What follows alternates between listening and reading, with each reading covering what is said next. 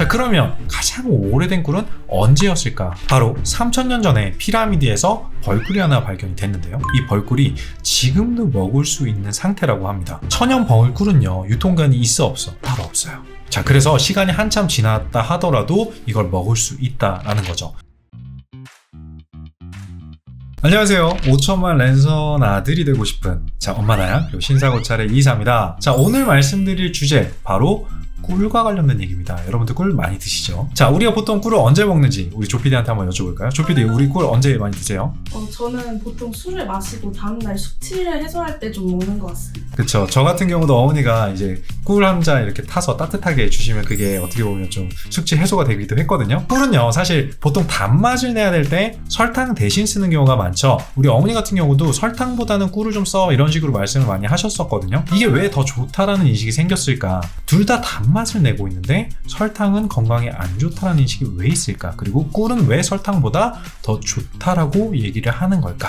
고대 중국 자료들을 좀 보면요, 벌꿀이 이 불로장수의 선약이다 라는 얘기들이 있었고요. 자, 게르만족 아실 거예요. 이 게르만족 같은 경우는 결혼한 신혼부부가 한 달 동안 이 꿀로 만든 술을 마셨다라는 기록이 있습니다. 자, 이거 말고도요, 꿀과 관련된 신화, 설화, 역사 정말 많은데 저희가 몇 가지 좀 내용들을 가지고 와봤는데요. 대표적인 예가 그리스 신화에 이런 얘기들이 나와요. 신들의 왕 하면 제우스죠. 제우스가 바로 이 우유와 꿀로 키워졌다라는 이야기가 있었고요. 자, 그리고 그리스 신들이 마시는 술을 뭐라고 불렀냐면 넥타라고 불렀거든요. 원래 꿀로 만든 술이다라는 거예요. 그리고 위스키에도 보면 글렌모린지라는 위스키에서는 넥타라는 버전이 있습니다. 이게 꿀처럼 달달하다 그런 의미로 많이 쓰이거든요. 자, 어쨌든 이 넥타라는 술을 마시면 그리스 신화에서는 회춘을 불로 불사하는 신이 될 수 있다라고 설정을 넣을 정도로 어떻게 보면 꿀이 굉장히 귀하다라는 인식들이 있었다라는 거죠. 그리고 성경에도 보면요, 꿀이 굉장히 선하고 귀한 것이다라는 묘사가 있거든요. 자, 구약 성서에 보면 이스라엘 백성들이 이집트를 탈출할 때 신께서 가나안이라는 젖과 꿀이 흐르는 땅으로 가라라는 묘사를 하고 있죠. 그래서 사람들은요, 꿀을 어떻게 봤냐면 지혜의 상징이다, 그리고 신의 말씀이다 라고 되어 있습니다. 자, 이런 것처럼요, 고대 인류사에서부터 어떻게 보면 꿀은 굉장히 귀한 것이다 라는 인식이 있었는데요. 오늘은 우리가 꿀에 대한 이야기를 해볼 예정인데 진짜 놀라운 얘기들이 나옵니다. 자, 오늘 우리 인류의 역사와 함께한 이 꿀에 대한 역사 함께 풀어가 보도록 할게요. 지금부터 집중해서 들어주시면 좋겠습니다. 자, 우리 시청자 여러분들, 세상에서 가장 오래된 음식이 꿀이라는 사실 아마 알고 계신 부모님들 꽤 계실 거예요. 자, 최초 기록을 보면요, 꿀은 기원전 7000년 전부터 있었을 거다라고 추정이 되고 있다고 합니다. 이제 거의 7000년 전이면요, 거의 선사시대로 넘어가야 되거든요. 스페인의 한 동굴 벽화에 보면 여인이 나무의 벌통에서 꿀을 뜨는 모습이 그려져 있다고 합니다. 자, 여기뿐만 아니라 기원전 3200년 전에 이집트 벽화를 보니까 비슷한 그림이 나와 있어요. 자, 이런 걸 보면 이미 인류는 이 꿀의 존재를 알고 있었고 먹고 있었다. 이게 먹어보니까 달아. 이게 어디서 생긴 거지? 이렇게 됐다라는 거죠. 자, 그러면 가장 오래된 꿀은 언제였을까? 바로 3000년 전에 피라미드에서 벌꿀이 하나 발견이 됐는데요. 이 벌꿀이 지금도 먹을 수 있는 상태라고 합니다. 천연 벌꿀은요, 유통기한이 있어 없어? 따로 없어요. 자, 그래서 시간이 한참 지났다 하더라도 이걸 먹을 수 있다라는 거죠. 자, 우리가 영화에서도 보면 주라기 월드 이런 거 부모님들께서 저희 영화관 데려가서 보여주셨던 기억이 나거든요. 그 주라기 월드에서도 어떤 걸 차용해 오죠? 그 DNA가 꿀 안에 있었다, 이렇게 얘기를 하잖아요. 자, 원래 음식이 썩는 이유는 수분과 산소 때문이죠. 그래야 미생물이 자라고 음식물을 변질시킬 거고 썩게 만들어 버릴 텐데, 일단 꿀 같은 경우는요, 70%가 당으로 이루어져 있기 때문에 박테리아가 번식하기 어려운 환경이다라고 얘기를 합니다. 그렇다 보니까 이 음식을 썩게 할 미생물이 자랄 수 자체가 일단 없고, 그리고 항균 효과를 가지고 있는 효소가 있기 때문에 오히려 미생물이 있다고 해도 이게 자랄 틈조차 없다라는 거예요. 자, 그리고 꿀을 보면 어때요? 찐득찐득 끈적끈적하죠? 이게 밀도가 높다라고 우리가 이야기를 하는데, 이렇게 액체의 밀도가 높다라고 하면 산소가 들어오기 굉장히 어려운 환경이 조성이 될 수밖에 없습니다. 자, 산소가 없다? 미생물이 자랄 수가 없겠죠. 그러니까 옛날 사람들 입장에서 이걸 봤을 때 어땠겠어요? 우리가 미생물, 항균 이런 얘기들 지금 하고 있지만 그 당시 사람들이 봤을 때는 안 변해, 안 썩어, 얼마나 좋아. 그러다 보니까 이걸 여기저기에 대입을 해보기 시작합니다. 자, 일단 아무래도 인류의 역사와 거의 함께 온 그런 음식이다 보니까 그런 이야기들 하나하나 저희가 한번 살펴보면, 이집트 같은 경우는요, 이 꿀을 어떻게 썼냐? 자, 빵을 굽거나 조미료로 활용했다라는 이야기도 있고, 자, 여기는 이런 얘기도 있어요. 장례식에 썼다. 자, 이집트의 왕 파라오라고 우리가 알고 있죠. 이 파라오가 죽으면 그의 피라미드에도 꿀을 단지에 담아서 함께 담았다, 넣었다 라는 이야기가 있을 정도로 이걸 귀하게 여겼다라는 거고요. 아까 말씀드린 것처럼 부패를 방지해주는 효과가 있겠죠. 그래서 미라를 만들기 전에도 이 방부 처리를 위해서 시신에 이 꿀을 발랐다라는 기록도 저희가 찾아볼 수가 있습니다. 피부 미용을 위해서 클레오파트라가 목욕할 때마다 이 꿀을 발랐다라는 썰도 있습니다. 그리스는 그럼 어떻게 썼는지 한번 볼까요? 그리스 같은 경우는요, 비슷해요. 식품뿐만 아니라 이 꿀을 이용해서 의약품으로 만들었다라는 기록을 찾아볼 수가 있습니다. 그 당시 의료하면 누가 떠오르세요? 현대의학의 아버지 히포크라테스죠. 이 히포크라테스 선생님도 열이 나니까 뭘 했냐면 벌꿀을 처방했다라는 기록이 있어요. 메소포타미아 문명에서도요, 꿀이 식사 메뉴에 자주 활용되었다라는 기록이 있고요. 심지어 가까운 중국을 보니까 정력을 강화하기 위해서, 자, 아버님도 많이 드셔야 돼요. 부유계층에서 꿀을 많이 먹었다, 애용했다라는 기록들을 확인할 수가 있습니다. 자, 이거 말고도요, 정말 온 세계가 다양하게 꿀을 활용했다라는 기록들이 있어요. 자, 상처를 치료하기 위해서 이 상처 부위에다가 꿀을 바른 천을 덧대기도 해봤고요. 그리고 또 인도의 아유르베다라는 이 의학 서적을 보면 뭐라고 적혀 있냐면, 저희 보니까 꿀은 이렇게 갈증 해소, 해독, 피부 미용부터 구토, 호흡기, 설사 등을 치료할 수 있는 약간 만병통치약 같이 기록이 되어 있는 걸 확인하실 수가 있습니다. 정말 오만 대 다 갖다 쓴 거예요. 좋으니까. 전 세계가요, 이렇게 꿀을 애용하다 보니까, 자, 꿀 생산량을 늘려야 될 거 아니에요. 그쵸? 너무 조금씩 먹으니까 아깝고 아쉽고 막 그렇잖아요. 그래서 이 양봉이라는 활동이 만들어졌을 거고 발전을 했겠죠. 그리고 우리나라도 이 양봉 문화에 대한 기록들이 남아있는 걸 확인할 수가 있었습니다. 이 양봉이 언제부터 시작되었는지 정확한 시기는 알 수 없다라는 게 학계의 정설이라고 해요. 근데 기원전 600년경에 이미 아리스토텔레스가 꿀벌의 습성에 대해서 기록해 놓은 자료가 좀 있거든요. 그래서 아마 이 초기 양봉 활동도 아마 요쯤이 아닐까라고 학계에서는 어림짐작하고 있다라는 거죠. 자, 그러면 우리나라의 양봉의 기원은 어떻게 될지 저희가 한번 보니까 상당히 옛날로 거슬러 올라갑니다. 자, 우리나라 기원전 58년, 즉 삼국시대가 이때거든요. 근데 이때 처음 양봉이 도입되었다는 기록을 확인했습니다. 자, 인도에서 시작해서 중국을 거쳐서 한국으로 들어왔다라고 하죠.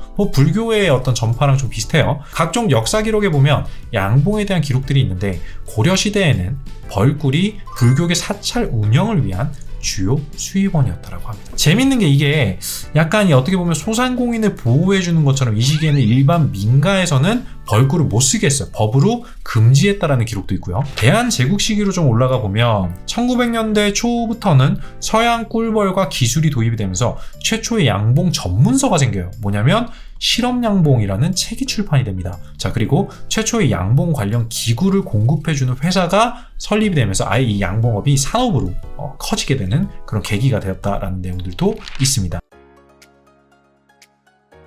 이렇게 해외 사례도 보면 꿀을 약처럼 썼다라는 기록들이 굉장히 많죠. 만병통치약처럼. 자, 국내도 별반 차이가 없습니다. 우리나라 사람들 당연히 이걸 약처럼 썼어요. 동의보에 보면 꿀에 대한 극찬들이 막 올라옵니다. 어땠겠어요? 다들 약처럼 썼겠죠. 근현대로 접어들면요, 사람들이 본격적으로 꿀을 약재로 썼다라는 기록들이 올라옵니다. 한의학에서 이 꿀을 거의 만병통치약처럼 쓰고 있는 내용들을 저희가 볼 수 있거든요. 자, 북한에서는요, 꿀을 화상이나 동상 치료에도 썼다고 하는 이 복밀요법이라는 게 있어요. 아마 저희 자료 올라갈 텐데, 복밀요법이라고 해서 아까 미라처럼 꿀을 아예 몸에 바르는 치료법이 있었다라고 합니다. 자, 근데 이게 그냥 뭐 아무데나 발랐냐, 그건 아니고요. 정확하게 발라야 되는 어떤 그런 부위들이 있었는데, 어디에 발라야 되는지 보니까 폐장혈이 어디냐면 보니까 양 어깨뼈 부근에 척추 세 번째 뼈 양옆 4cm 되는 지점이래요. 보통 감기나 천식이 있는 사람이 그 부위를 누르면 진짜 통증을 느낀다라고 합니다. 잠자리에 들기 전에 이 윗도리를 벗고 이 폐장혈 부분을 중심으로 등에다가 꿀을 발라주고요. 꿀을 바른 다음에는 그 위에 비닐이나 청 같은 걸로 감싼 상태에서 잠을 잔다고 해요. 자, 아침에 일어나면 간단하게 샤워로 씻어냈다고 합니다. 자, 그 외에도 폐결핵 치료를 위해서 꿀과 돼지기름, 젖기름, 소의 젖가루를 알로에즙과 이게 섞어가지고 먹이는 그런 레시피?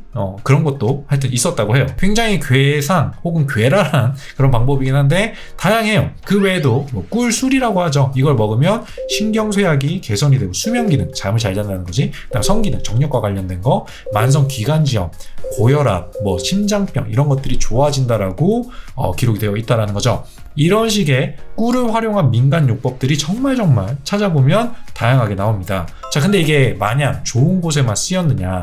또 안타깝게도 또 그렇지 않은 이야기들도 꽤나 있어요. 만병통치약처럼 썼냐? 또 아닐 수도 있다는 거 잘 볼까요? 이 꿀이 우리의 인류에게는 어떻게 보면 정말 달콤한 즐거움을 우리에게 선사해 줬다면 동시에 어떤 분들에게는 죽음을 가져다 주기도 했다라는 사실 알고 계실까요? 징그럽거나 뭐 잔인한 거 좀 싫어하시다? 그럼 옆으로 좀 넘어가 볼까요? 자, 근데 꿀 때문에 만들어진 아주 잔혹한 형벌이 있다고 합니다. 자, 보니까 스카피즘이라는 형벌이 있는데 들어보신 분 계실까요? 고대에는 각 나라마다요 사형제도가 당연히 있었을 거예요. 이 형벌은요, 이 스카피즘은 뭐냐면 고대 페르시아에서 사용한 방식을 스카피즘이라고 하는데 극악무도한 얘는 때려 죽어도 안 돼. 얘는 진짜로 얘는 안 되겠어 하는 그런 죄인을 사형시킬 때 활용했다고 하는데 제가 지금 자료를 보고 있는데 묘사하기도 좀 쉽지는 않아요. 자, 어떻게 하냐면 일단 죄인은 옷을 다 벗겨. 그리고 길고 좁은 보트 또는 속이 비어있는 나무 상자에 일단 넣어. 그래서 못 빠져나오게. 일단 그것만으로도 고통스러울 것 같은데 머리랑 팔, 다리는 나오게 해줘. 그 다음에 죄수에게 우유와 꿀을 강제로 먹였대요. 그럼 어떻게 됐어? 죄수가 설사를 하기 시작하겠죠. 그것도 모자라서 몸에다가 아예 꿀을 발라버려요. 자, 그러면 몸에 단내가 나는 꿀과 악취가 나는 배설물들이 섞여 있겠죠. 그 상태로 늪지대 같은데 혹은 물의 흐름이 없는 그런 호수 같은 데다가 띄워놔요. 자, 그럼 어떻게 될까요? 냄새 나지, 감염 생기지, 썩으면서 벌레가 막 장난 아닐 거 아니에요. 온몸에 올라가고 막 죄인을 괴롭히는 거예요. 그럼 거기서 피부를 파먹거나 뭐 눈알 쪽으로 들어가고 뭐 이럴 거 아니에요. 손으로 닦아낼 수도 없으니까 알을 까고 뭐 피부 깎아먹고 했겠죠. 그냥 살아있는 상태로 그대로 놔둔 거죠. 어떻게 보면은 굉장히 느리게 죽이는 사형 방식이잖아요. 살아있는 상태에서 고통이란 고통을 다 느꼈을 거고, 그리고 굉장히 치욕스럽게 서서히 그 공포가 어땠을까요? 그렇게 죽는다라고 합니다. 진짜 어떻게 보면 이런 형벌들을 만들어내는 게 인간이 제일 무섭고 어떻게 보면 제일 잔인하지 않나라는 생각이 듭니다. 자, 또 저희가 사건들을 찾아보다 보니까요, 흑역사가 이것뿐만이 아니거든요. 자, 꿀은 항염, 염증에 대항하는, 그리고 항암, 암에 대항하는, 그리고 혈압 이런 것들을 관리를 해주는 정말 좋은 순기능들이 많이 있어요. 근데 우리가 흔히 먹는 이 꿀 때문에 사람이 사망하는 안타까운 사고도 있었다. 2017년도 기록을 보니까요, 일본에서 4개월 된 남자아이가 사망한 사건이 있었어. 뭐였냐면, 자, 꿀이 대중적으로 몸에 좋다는 사실 우리가 다 알아. 근데 대부분 이 꿀이 가진 자체 독성이 있어요. 이건 우리가 좀 간과하는 경향들이 있거든요. 그러니까 이 사연의 부모님들도 같은 생각이었던 거예요. 뭐냐면, 자, 꿀은 몸에 좋은 약이니까 우리 애가 건강해야 돼. 그러니까 인공적인 거 말고 꿀을 먹여보자. 이렇게 됐다라는 거지. 그래서 자기 애가 먹는 이 과채 주스에다가 꿀을 한 숟갈씩 탄 거야, 매번. 솔직히 충분히 그럴 수 있잖아요. 우리 엄마도 나는 그랬던 기억이 있는데, 설탕보다 꿀이 더 좋으니까. 왜냐면은 제가 토마토 주스나 이런 것들 잘 안 먹으려고 하니까 어머니가 설탕을 넣어주시는데 설탕 넣는 거 정말 싫어하셨거든. 꿀 넣어줄 수 있잖아요, 그죠? 처음에는 기분 좋던 애가 갑자기 시름시름 앓았대. 아픈 거야. 얘가 왜 이러지? 하면서 엄마는 당황했어. 애한테 나쁜 걸 먹인 적이 없는데 라는 생각을 하게 됐겠죠. 결국 병원에 데려가가지고 치료를 받아보려고 봤는데 한 달간 투별 생활을 했대요. 근데 안타깝게도 하늘나라로 갔다고 합니다. 나중에 알고 보니까 그 원인이 뭐냐 보니까 꿀이었다라는 겁니다. 자, 이 꿀에는요 보툴리누스라는 균이 있어요. 이름 발음 좀 어렵죠. 보툴리누스예요. 자, 이게 뭐와 연결이 되냐면 신경을 마비해주는 식중독을 일으켜준다고 합니다. 다시 얘기하면 신경마비성 식중독을 일으킨다라는 거죠. 다행히 이게 건강한 성인이 먹으면 괜찮아. 그냥 간에서 해독돼서 배출돼 버려요. 근데 생후 1년 미만의 아기는 간이 어때요? 좀 덜 자랐죠. 아직 완벽하게 해독을 할 수 있는 기능이 없는 거야. 그러다 보니까 굉장히 치명적이었다는 거죠. 그래서 꿀을 유통하는 과정에서 아예 1년 미만의 영아들에게는 꿀을 먹이지 말라라는 경고문이 붙어 있거든요. 아이를 키우시는 분들 꼭 이 꿀과 관련돼서는 아마 대다수가 아실 텐데 요즘 엄마들은 확인을 하셨으면 좋겠습니다. 자, 그래서 오늘은 여기까지 할 건데 다음 2탄이 준비가 되어 있긴 해요. 3탄까지 있어요. 전 인류에게 이 행복과 불행을 안겨다 준 이 꿀의 역사에 대한 얘기들을 짧고 그리고 굵게 한번 재밌게 말씀을 드려봤습니다. 인간은 어떻게 보면 제가 늘 놀라운 게 이런 거거든요. 어떻게 보거를 먹어보고 누군가 죽었을 텐데 이게 보거를 먹으면 왜 죽지? 라고 하면서 누군가는 그 독성을 갖고 있는 그걸 발간해고 이렇게 하면 맛있게 먹을 수 있어. 이런 것들을 개발하는 게 어떻게 보면 인간이잖아요. 어떻게 보면은 참신하면서도 지혜로우면서도 어때 잔혹하다 뭐 이런 생각들이 드는 오늘의 시간이었다라는 생각이 듭니다. 저희는 다음 편 2편에서 올 건데 이 지혜의 산물이라고 볼 수 있는 꿀, 자 100배로 잘 먹을 수 있는 방법에 대한 내용들을 한번 들고 와보도록 하겠습니다. 자 오늘 영상 우리 어머니 아버지들께 도움이 되셨다라면 구독과 댓글, 좋아요, 알림 설정까지 꼭 좀 부탁드리고요. 다음에 다시 한번 인사드리도록 하겠습니다. 건강하시고요. 다음에 뵐게요. 감사합니다.